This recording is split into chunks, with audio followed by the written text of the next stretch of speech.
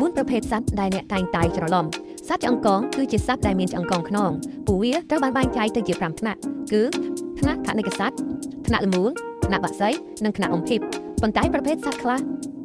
យើងភ័ន្តច្រឡំអំពីថ្នាក់របស់វាតើសត្វទាំងនោះមានអ្វីខ្លះសូមទស្សនាដូចតទៅ1ត្រីបាឡែនទោះបីមានឈ្មោះជាត្រីក៏ដោយប៉ុន្តែវាមិនស្ថិតនៅក្នុងថ្នាក់ត្រីទេគឺវាជាថនិកសត្វជាសត្វដែលចិញ្ចឹមកូនដោយទឹកដោះ2សត្វអន្ទង់ភាគច្រើនអ្នកទាំងអស់គ្នាប្រហែលជាគិតថាវាជាសត្វល្មូនហើយព្រោះឃើញរូបរាងរបស់វាស្រដៀងនឹងសត្វពស់ប៉ុន្តែវាគឺស្ថិតនៅក្នុងថ្នាក់ត្រីនោះទេព្រោះវាដកដង្ហើមតាមរយៈស្រកី3សត្វប្រចៀវអ្នកទាំងអស់គ្នាប្រហែលជាគិតថាប្រចៀវជាសត្វបក្សីហើយមែនទេបើអ្នកគិតដូច្នេះគឺខុសហើយ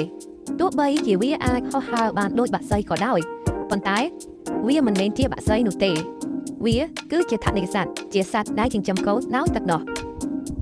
4សត្វ Penguin តើសត្វ Penguin ស្ថិតនៅក្នុងថ្នាក់មួយណានៃសត្វឆ្អឹងកកអ្នកប្រហែលជាមិននឹកស្មានទេថាសត្វ Penguin គឺស្ថិតនៅក្នុងថ្នាក់បក្សីអ្នកមិនដែលឃើញវាអាចហោះហើរដូចបក្សីផ្សេងទៀតនោះទេ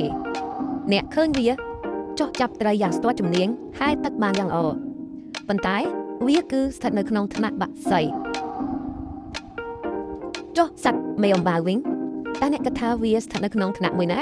សូមខមមិនខាងក្រោម